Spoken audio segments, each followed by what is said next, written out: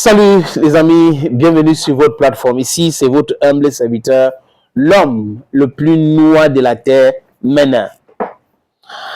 Il y a certains boulots que vous vous posez la question que, au lieu d'avoir ça, mieux je reste comme ça au chômage. J'étais moi sénateur, puissant sénateur, New Cons. Et après maintenant, je deviens ministre des Affaires étrangères, donc secrétaire d'État. Un homme puissant, parce que dans tous les pays au monde, celui qui est ministre des Affaires étrangères est proche au président. C'est comme le ministre de la Défense, ministre des Affaires étrangères. Voilà les gens qui sont puissants dans un pays. Et là, j'entre dans quelque chose que je n'ai jamais voulu.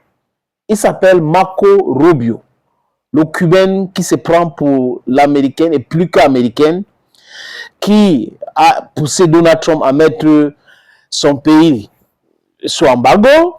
Et il commence à nier que non, ce n'est pas moi, on n'a pas mis le Cuba sous embargo du pétrole. Heureusement qu'il y a la Russie qui peut aller là-bas avec ses pétroliers sans crier gare pour aller donner le carburant au Cuba. Ce n'est pas possible ce que les Américains ont fait, ce qu'ils continuent de le faire. Bon, ce n'est pas mon sujet. Les amis, mon sujet, c'est Marco Rubio et la guerre en Iran. Marco Rubio est dans une situation tellement difficile. Tellement difficile. Il n'a jamais voulu de cette guerre, mais il est obligé maintenant de jouer au guignol, de venir expliquer l'inexplicable aux yeux des Américains, au monde entier. Nous qui connaissons cette histoire, vous qui connaissez cette histoire, vous voyez qu'ils sont ridicules.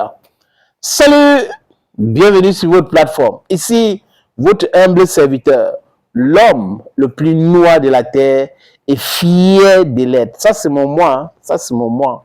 Je suis né un 6 mai et donc ça continue jusqu'à la fin de ce mois. Un taureau, fier de l'être.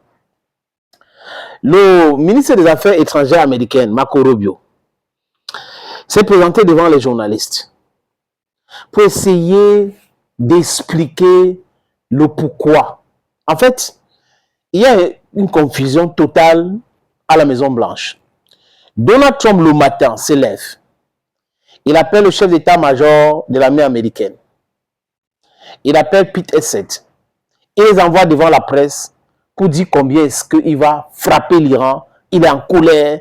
Et les gars sont allés là-bas faire la démonstration de la puissance, mais en bavardage cette fois-ci, des États-Unis d'Amérique. Nous allons frapper l'Iran. Voilà ce que nous allons faire. Si l'Iran ne fait pas ci, si l'Iran ne fait pas ça, ils doivent accepter toutes nos conditions. Nous sommes toujours prêts à dégainer les menaces en plein conférence de presse et en mondovision.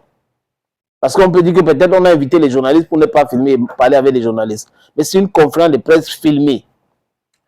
Et la presse internationale, surtout les médias occidentaux, ont relayé l'information. Oh, les États-Unis vont frapper très bientôt, les Américains vont frapper l'Iran. Et là, ça sera compliqué. Les Iraniens doivent la pression médiatique.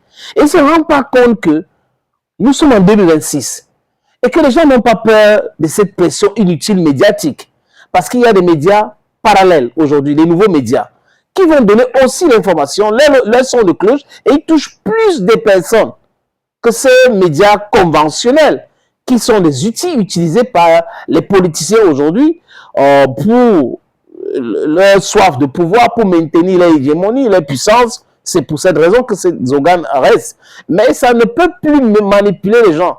Le rôle de la propagande que la presse conventionnelle, la presse mainstream jouait hier, ça ne peut plus jouer ce même rôle parce qu'aujourd'hui, je répète encore, il y a des nouveaux médias sur les réseaux sociaux et des gens qui expliquent des choses terre à terre avec le langage que le moteur de commun peut facilement comprendre.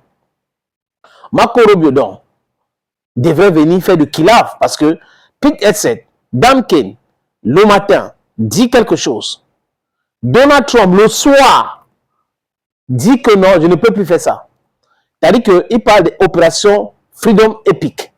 On va envoyer les destroyers au détroit d'Ormuz, libérer les 23 000 marins de 87 nationalités, dont les gens sont bloqués de l'autre côté, depuis février, le 28 février, que Donald Trump a lancé sa guerre contre l'Iran. L'Iran a donc fermé le détroit d'Ormuz. Et l'Iran a montré qu'ils sont puissants, ils étaient préparés, et que les Américains ne peuvent rien. Donc, voilà la cacophonie totale. Hein. L'amalgame qui ne dit pas son nom. C'est comme si vous êtes dans une voiture, le chauffeur est en train de conduire, après la rue de direction en train d'aller, la direction pas à gauche, ça pas à droite. C'est un peu comme ça. Je pars ici, après je pars là-bas, je pars ici, après je pars là-bas. Il faut faire très attention. Ce genre de chauffeur doit être très, très dangereux. Donc, Donald Trump dit, Pete, va dire ceci. Voilà ce que je vais faire. Pete Hegseth, il explique. Le soir, il vient dire que non, on va rentrer, vraiment, on va retirer nos destroyers là-bas. Vraiment, il y a le Pakistan qui m'a appelé. Et il donne donc l'autorisation à Marco Rubio d'aller se présenter devant la presse pour expliquer ça.